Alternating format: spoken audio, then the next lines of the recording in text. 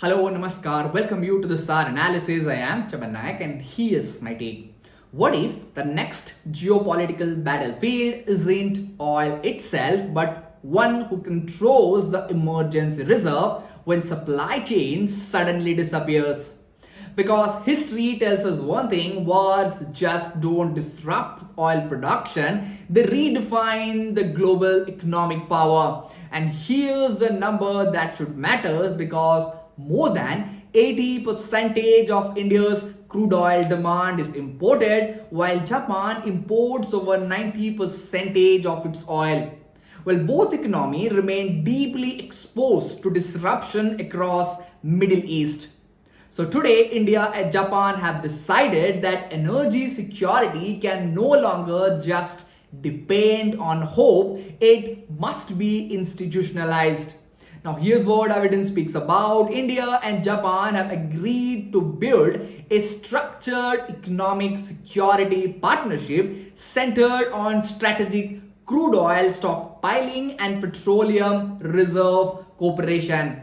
Well, this is not simply about storing more oil. This agreement creates a mechanism for information sharing, coordinated emergency responses, joint market assessment, collaborating with oil producing countries, and deeper institutional cooperation between energy ministers and strategic petroleum reserve agencies. Well, the objective is quite straightforward: protect industry, stabilize market, and reduce the vulnerability during geopolitical crisis. Well, in other words, this transforms from energy reserve from a national asset into strategic diplomatic instrument. Now the question arises, why is this important? Well, recent conflict across West Asia exposed a fundamental weakness in global economy. Well, supply chain move faster than the government respond. A single disruption in this maritime shipping lanes can trigger inflation, manufacturing slowdowns, and higher transport costs and economic uncertainty across Asia.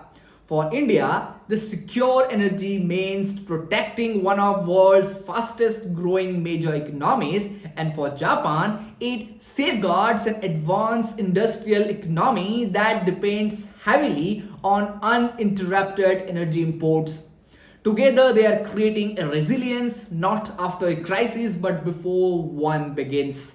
This also strengthens Indo-Pacific strategic architecture. While the military partnership often dominate headline, but this economic security is increasingly becoming the foundation of geopolitical influence.